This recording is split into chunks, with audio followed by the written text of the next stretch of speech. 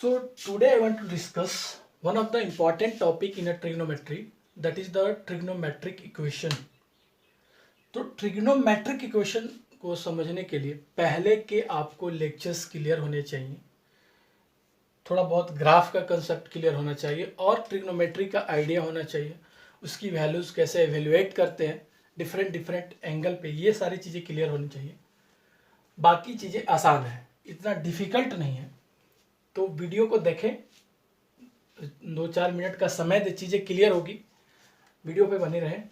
तो मैं क्या कहना चाहता हूँ कि ट्रिग्नोमेट्रिक इक्वेशन, तो फर्स्ट वर्ड जो यहाँ पे हमें दिखा वो पहले ये वर्ड पे जाता है किस पे, इक्वेशन पे। किस पे हमारा दिमाग जाता है, इक्वेशन पे। तो इक्वेशन से हमारा क्लियर दिमाग में आता है कि हमने 10th में पढ़ा था इक्वेशन के बारे में, जो कि एल्जेब्रिक इक्वेशन होता था। उसमें कुछ एल्जेब्रिक टर्म्स से, कुछ एल्जेब्रिक एक्सप्रेशन से जो इक्वेशन बनता था। जैसे कि एग्जांपल के लिए 2x - 1 इक्वल टू, मैंने लिखा 3, जो कि एक लीनियर इक्वेशन है। Some algebraic expression equating with the constant, that is called algebraic equation. तो ये एल्जेब्रिक टर्म से बना हुआ है इक्वेशन, तो इसीलिए हम इसको क्या बोल रहे हैं, एल्जेब्रिक इक्वेशन बोल रहे हैं। बस हमें क्या करना है, एल्जेब्रिक इक्वेशन ना बना के हमें ट्रिग्नोमेट्रिक इक्वेशन बनाना है। तो डेफिनेटली उसमें ट्रिग्नोमेट्रिक एक्सप्रेशन का यूज होगा। जैसे कि एग्जांपल के लिए मैंने लिखा 2 sin x - 1 इक्वल टू 0। तो इसमें देखें, trigonometric expression equating with some constant, that is the trigonometric equation. अब यहाँ पे प्रॉब्लम क्या है, इस इक्वेशन का भी हम सॉल्यूशन निकालते थे और इस इक्वेशन का भी हम सॉल्यूशन ही निकालना जानेंगे। अब जैसे इसकी बात करें तो आप इसका सॉल्यूशन क्या बोलते थे, इसका सॉल्यूशन निकालना शायद आसान होता था।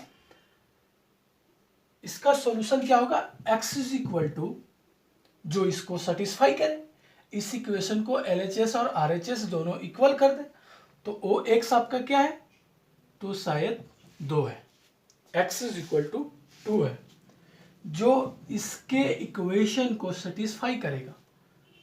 तो ये वर्ड क्या था, सॉल्यूशन। तो इस इक्वेशन के कितने सॉल्यूशन हैं, एक सॉल्यूशन है। इसके कितने सॉल्यूशन है, एक सॉल्यूशन है, क्योंकि ये लीनियर एक्सप्रेशन था तो इसीलिए इसके एक सॉल्यूशन होंगे। और भी एल्जेब्रिक इक्वेशन हो सकते हैं जिसके नंबर ऑफ सॉल्यूशन उसके डिग्री पे डिपेंड करता है। डिग्री बढ़ाएंगे तो उतने नंबर्स ऑफ सॉल्यूशन बनना शुरू होगा। ये हमने क्वाड्रेटिक में आपने शायद सीखा होगा। तो x इज इक्वल टू 2 इसका सॉल्यूशन क्यों है, क्योंकि इसको सेटिस्फाई कर रहा है। आपने 2 रखा, x is equal to 2 put किया इसमें, किसमें, इक्वेशन में। तो पुट करने पे क्या बना, 2 into at the place of x we are putting 2 - 1 is equal to 3। तो आपने देखा 3 इक्वल टू 3। LHS और RHS को ये सॉल्यूशन बराबर कर दे रहा है, तो इसके सॉल्यूशन, तो क्या इसके सॉल्यूशन नहीं होंगे, क्या ये ट्रिग्नोमेट्रिक के सॉल्यूशन नहीं होंगे, तो इसका भी सॉल्यूशन तो हम निकालने की कोशिश कर सकते हैं। तो यही हमारा, हम ट्रिग्नोमेट्रिक इक्वेशन से सॉल्यूशन पे जाएंगे, हम उसके सॉल्यूशन को फाइंड आउट करने की कोशिश करेंगे। We are trying to find the solution of trigonometric equation. तो अब मैं इसकी बात करूं तो आप खुद से सोचना कि क्या इसका सॉल्यूशन निकालने में डिफ़िकल्टी है क्या। आपने 1 को उधर भेजा और तो शायद आपको यहाँ से नेक्स्ट स्टेप बना 2 sin x is equal to 1, तो sin x is equal to 1/2। क्या कोई ऐसा x है जो इस इक्वेशन को भी सेटिस्फाई कर सके। तो डेफिनेटली आपने x की वैल्यू लेना शुरू कर दिया। जब आप x की वैल्यू π/6 लिए, तो भाई रेडियन का कंसेप्ट तो क्लियर होना चाहिए। π/6 रखोगे तो sin π/6 भी जो होता है वो 1/2 होता है, मतलब 30 डिग्री। डेफिनेटली 1/2 होता है। क्या सिर्फ, तो एक सॉल्यूशन तो π/6 आया, तो क्या इस ट्रिग्नोमेट्रिक इक्वेशन का सिर्फ एक ही सॉल्यूशन होगा। इसके तो एक ही सॉल्यूशन हुए थे, क्या इसका भी एक ही सॉल्यूशन होगा, तो नहीं, इसके नंबर ऑफ सॉल्यूशन इनफाइनाइट हो सकते हैं, ज़्यादा हो सकते हैं, कंडीशन पे डिपेंड करेगा। अभी अगर मैं पूछूं कि इसका सॉल्यूशन कितने हैं, तो बहुत सारे इसके सॉल्यूशन हो सकते हैं। x is equal to pi by six भी इसका सॉल्यूशन है जो इसको सेटिस्फाई करेगा, x is equal to pi minus pi by six भी इसका सॉल्यूशन है जो इसको सेटिस्फाई करेगा। तो और भी सॉल्यूशन आ सकते हैं। कैसे हम ये सोच सकते हैं, जैसे कि आपको क्वाड्रेंट का रिलेशन तो पता ही होगा कि sine x is equal to 1/2, मतलब कि पॉजिटिव, और साइन एक्स पॉजिटिव होता है फर्स्ट क्वाड्रेंट और सेकेंड क्वाड्रेंट में, इस क्वाड्रेंट में। तो एक आपका इस क्वाड्रेंट के लिए सॉल्यूशन आया जो कि पाई बाई सिक्स था, दूसरा आपका पाई माइनस पाई बाई सिक्स आया है जो कि सेकेंड क्वाड्रेंट के लिए आया है। सिर्फ यही दोनों सॉल्यूशन नहीं होंगे, और भी सॉल्यूशन आएंगे। ये तो सिर्फ एक पीरियड के लिए था। अगर हम दूसरा रोटेशन लें तो फिर से, तो दूसरा इसकी जो वैल्यू आने वाली है x is equal to 2 pi plus pi by six आने वाला है और 3 pi minus pi by six आने वाला है। तो और भी ऐसे वैल्यू बढ़ते रहेंगे, इसके इनफाइनाइट सॉल्यूशन होंगे इसके। तो इसमें प्रॉब्लम यही है कि इसके नंबर ऑफ सॉल्यूशन बढ़ रहे हैं, इसलिए डिफिकल्ट हो जा रहा है, और इसमें डिफिकल्टी हमारे पास कम थी। तो हम अब इस तरह के इक्वेशन को सीखेंगे कि कैसे हम सॉल्व करते हैं। हमारे पास इसके लिए ट्रिग्नोमेट्री का कुछ फॉर्मूला क्लियर होना चाहिए, जो बेसिक फंडामेंटल आइडेंटिटी है ट्रिग्नोमेट्री का, वो सब क्लियर होना चाहिए, बाकी चीज़ें क्लियर हो जाएंगी। ट्रिग्नोमेट्रिक इक्वेशन के बहुत सारे सॉल्यूशन हो सकते हैं, बहुत सारे एंगल हैं जो उसको सेटिस्फाई कर सकता है। एग्जाम्पल के लिए मैं आपको दिखाने की क्या कोशिश कर रहा हूँ, मैं कुछ एग्जाम्पल ले रहा हूँ। जैसे मैंने लिया sine theta is equal to 1, यह मैंने ट्रिग्नोमेट्रिक इक्वेशन लिया। तो इस ट्रिग्नोमेट्रिक इक्वेशन को कौन कौन सा वैल्यू सेटिस्फाई करेगा, तो आप थीटा क्या क्या बोलना शुरू करोगे, 90 डिग्री, पाई बाई 2 पे साइन 90 की वैल्यू 1 होती है, तो एक तो पाई बाई 2 आ गया। तो यानी पाई बाई 2 मतलब कौन से वाले लाइन की बात कर रहे हो, इस वाले लाइन पे आप चल रहे हो, इस वाले लाइन पे, कौन से वाले, सेकेंड वाले लाइन पे आप चल रहे हो। नेक्स्ट एंगल क्या आएगा, क्या सिर्फ यही एंगल होगा इसका आंसर, तो और भी एंगल हो सकते हैं कि जब एक रोटेशन आप पे पाई बाई 2 आ रहा है, जब आप एक रोटेशन इसको फिर लेके आप फिर यहाँ पे पहुंचोगे, तो नेक्स्ट एंगल जो आएगा वो आएगा आपका 5 पाई बाई 2। तो ये भी इसका सॉल्यूशन हो गया, यानी 2 पाई प्लस पाई बाई 2। मैं इसको ऐसे कहना चाहूँ कि एक रोटेशन में क्या आ जाएगा, 2 pi plus pi by 2 next period में, तो ये हो जाएगा 5 पाई बाई 2। ऐसे ही हम 2 पाई ऐड करते जाएं उस नंबर्स पे, तो हमारे पास क्या आएगा नेक्स्ट 9 पाई बाई 2। तो इस तरह से हमारे पास बहुत सारे सॉल्यूशन इसका होना शुरू हो जाएगा। ये सारे वैल्यू इसको सेटिस्फाई कर रहे हैं। तो अब हम क्या करते हैं कि इक्वेशन को इतने सारे वैल्यू सेटिस्फाई कर रहे हैं, तो इनको हम ऐसे कैसे लिख सकते हैं। तो इसके लिए हम लोगों ने एक जनरल रिजल्ट निकालने की कोशिश करेंगे कि इन जनरल रिजल्ट को हम एक साथ कैसे लिख सकते हैं। तो ये तो इस लाइन पे एंगल फॉल कर रहा है, तो ये किसको कंटेन करता है, odd multiple of pi by 2 को कंटेन करता है ये लाइन। तो इसको दिखाने का तरीका क्या है कि ये कौन से थीटा को कंटेन करता है, तो 4n plus 1 pi by 2 type के थीटा को कंटेन करता है। अब आप n की वैल्यू इंटीजर उठा के रखते जाओ, इस लाइन का सारा एंगल आपको मिलना शुरू हो जाएगा। तो सेकेंड लाइन का एंगल इसको सेटिस्फाई कर रहा है। तो इस चीज को लिखने का तरीका हो गया, theta is equal to odd pi by 2। Odd में भी कितने का डिफरेंस चल रहा है, तो 4 का। तो इस चीज को हम लिखें ऐसे, 4n plus 1 pi by 2 type का। तो ये where n belongs to integer. अब n की आप वैल्यू इंटीजर रखते चले जाओ, आपका इस एंगल पे आपको वैल्यू मिलना शुरू हो जाएगा, इस लाइन की वैल्यू मिलना शुरू हो जाएगा। तो इसके इतने सारे सॉल्यूशन हो सकते हैं ट्रिग्नोमेट्रिक इक्वेशन की। तो ट्रिग्नोमेट्रिक इक्वेशन के सॉल्यूशन को दो तरीके से कैरेक्टराइज किया गया, किसके सॉल्यूशन को, इसके सॉल्यूशन को, सॉल्यूशन यानी कि थीटा, इसको दो तरीके से कैरेक्टराइज किया गया। कैसे कैसे कैरेक्टराइज किया गया कि एक बोला गया, इसके सॉल्यूशन का, ट्रिग्नोमेट्रिक इक्वेशन के सॉल्यूशन का नाम दिया गया प्रिंसिपल सॉल्यूशन, प्रिंसिपल सॉल्यूशन, और दूसरा बोला गया जनरल सॉल्यूशन। सॉल्यूशन। अब ये प्रिंसिपल सॉल्यूशन क्या हुआ? तो प्रिंसिपल सॉल्यूशन उन सॉल्यूशन को बोला गया जो 0 to 2π तक लाई कर रहा था। उन सॉल्यूशन को प्रिंसिपल सॉल्यूशन बोला गया जो सॉल्यूशन 0 to 2π तक लाई कर रहा है, मतलब कि एक पीरियड के लिए 0 to 2π के लिए। और जनरल सॉल्यूशन सारे सॉल्यूशन को दिखाया गया, मतलब जितने पॉसिबल सॉल्यूशन है, maximum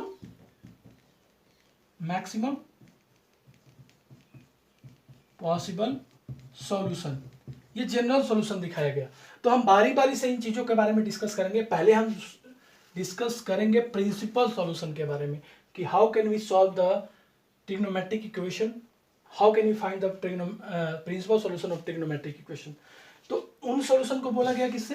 principal solution. For example के लिए अगर मैंने उसी क्वेश्चन में बात किया होता, जैसे 2 sin x - 1 = 0 मैंने बोला, या 2 sin θ - 1 = 0 बोला। अब मैंने बोला कि इसका प्रिंसिपल सॉल्यूशन बताओ, फाइंड सॉल्यूशन। और मुझे क्या चाहिए, कैसा, किस टाइप का सॉल्यूशन चाहिए? तो प्रिंसिपल सॉल्यूशन चाहिए, प्रिंसिपल सॉल्यूशन। तो प्रिंसिपल सॉल्यूशन चाहिए तो हमने पहले इसको एवेल्युएट किया, तो sin θ = 1/2। अब हमने सोचा कि sin θ = 1/2, हमारा जो थीटा है वो तो पता है सियोरिटी से कि ये 0 to 2π के बीच में होना चाहिए।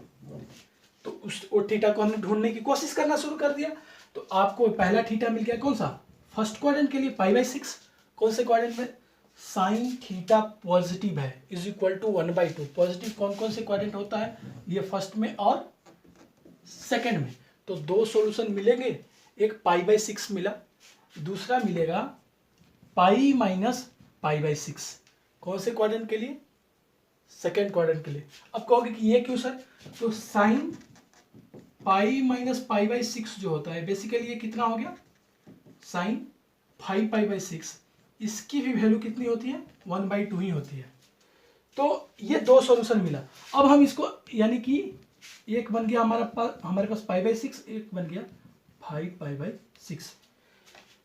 तो ये दो थीटा मिला हमें 0 to 2π के बिटवीन। क्या थर्ड क्वाड्रेंट में कुछ मिल सकता था? तो नहीं मिलता, क्योंकि थर्ड क्वाड्रेंट में sin थीटा कैसा होता है? नेगेटिव होता है, जबकि यहाँ क्या है? पॉजिटिव। तो यही दो सॉल्यूशन हमारे पास बना, जो कि प्रिंसिपल सॉल्यूशन हो गया। तो what is the principal solution of this equation? तो that is the π/6 and 5π/6। So this is the means of the principal solution. For example और भी हम क्वेश्चन देखना चाहते हैं, देखने की कोशिश करते हैं। क्या करना है? प्रिंसिपल सॉल्यूशन निकालना। ये एनसीईआरटी का एक्सरसाइज 3.4 का क्वेश्चन है। जैसे कि फर्स्ट क्वेश्चन क्या है? फर्स्ट वन है tan x = √3। tan x = √3 मतलब कि पॉजिटिव tan x कौन से क्वाड्रेंट में होता है? तो फर्स्ट क्वाड्रेंट में होता है और थर्ड क्वाड्रेंट में होता है। इस क्वाड्रेंट में पॉजिटिव होता है। तो दो एंगल तो आने ही आने। पहला सॉल्यूशन आने वाला है x = किसके लिए?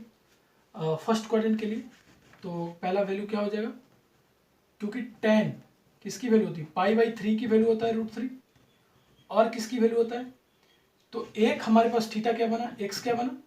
π/3। tan 60 की वैल्यू होती है √3। दूसरा बनेगा कौन से क्वाड्रेंट के लिए? थर्ड क्वाड्रेंट के लिए। थर्ड क्वाड्रेंट के लिए एंगल कौन सा बनेगा? x = थर्ड क्वाड्रेंट में मूव करना है तो हम इस लाइन का यूज करना होगा, π + π/3, यानी ये बन जाएगा बेसिकली 4π/3। तो दो आंसर बनने वाले हैं हमारे पास, π/3 एंड 4π/3। अगर मैंने इस क्वेश्चन में, तो ये हमारा प्रिंसिपल सॉल्यूशन आ गया फर्स्ट क्वेश्चन का। ऐसे ही हम बाकी क्वेश्चंस को डिस्कस कर सकते हैं। जैसे कि सेकंड है, इसका प्रिंसिपल सॉल्यूशन है। क्या ये सॉल्यूशन इसमें बिलोंग कर रहा है? ये इसमें बिलोंग करना चाहिए। तो हाँ, डेफिनेटली ये 0 to 2π के बिटवीन है, तो ये सॉल्यूशन प्रिंसिपल सॉल्यूशन में काउंट किया जाएगा। Second one is sec x = -2। sec x की वैल्यू नेगेटिव है, तो पहले तो इसको क्या कर लेते हैं, cos x = -1/2।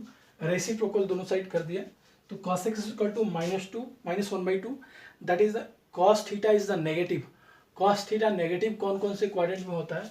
तो cos थीटा नेगेटिव होता है, ये सेकेंड क्वाड्रेंट में नेगेटिव होता है, इस क्वाड्रेंट में, और ये थर्ड क्वाड्रेंट में नेगेटिव होता है। तो दो वैल्यू cos थीटा की बनने वाली है, एक सेकेंड क्वाड्रेंट के लिए और एक थर्ड क्वाड्रेंट के लिए, इन दोनों में पॉजिटिव होता है। तो पहला आंसर जो cos इक्वल टू -1/2 का आएगा वो आएगा, समझने के लिए इसको ऐसा करते हैं, cos x is equal to cos, ये एक बनेगा, इसका जो सॉल्यूशन बनने वाला है एक बनेगा कौन से क्वाड्रेंट के लिए, सेकंड क्वाड्रेंट के लिए, और एक बनेगा थर्ड क्वाड्रेंट के लिए। तो सेकंड क्वाड्रेंट के लिए हमारे पास आंसर क्या बनने वाला है, cos नेगेटिव कब होता है, cos 1/2 होता है 60 डिग्री पे। तो एक आंसर बनेगा पाई minus pi by 3, second one answer बनेगा पाई प्लस पाई बाई 3, यानी x की दो वैल्यू इसको भी सेटिस्फाई करने वाला है। एक हो गया 2 पाई बाई 3 और दूसरा हो गया 4 पाई बाई 3। तो ये हमारा इसका प्रिंसिपल सॉल्यूशन आ गया sec x इक्वल टू -2 का। थर्ड क्वेश्चन क्या है हमारे पास, थर्ड वन है cot x इक्वल टू -√3।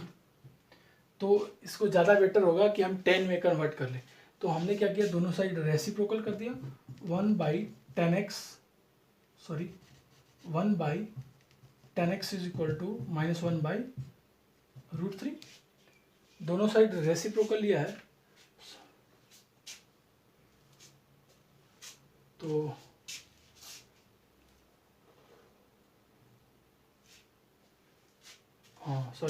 तो इसको हम कुछ इस तरह से लिख सकते हैं। थर्ड क्वेश्चन क्या है हमारे पास, cot x is equal to -√3। तो इसको पहले 10 में कन्वर्ट कर लेते हैं। तो 1/10x इज इक्वल टू -√3। तो यहाँ से पता चला 10x इज इक्वल टू -1/√3। तो 10x नेगेटिव है, 10x नेगेटिव होता है सेकेंड क्वाड्रेंट में और फोर्थ क्वाड्रेंट में। तो एक आंसर बनने वाला है हमारे पास सेकेंड क्वाड्रेंट के लिए और एक बनने वाला है फोर्थ क्वाड्रेंट के लिए। तो सेकेंड क्वाड्रेंट के लिए आंसर हमारे पास क्या होगा, वो होगा पाई माइनस पाई बाई 6। ये कौन सा क्वाड्रेंट के लिए, इस लाइन का मैं सहारा यूज कर रहा हूं हमेशा, ये हॉरिजॉन्टल लाइन का। जब भी यूज करें तो हॉरिजॉन्टल लाइन का यूज करें, नहीं तो आपको सेकेंड क्वाड्रेंट में मूव करने के लिए π/2 का यूज ना करें, क्योंकि π/2 पे ये गलत हो सकता है।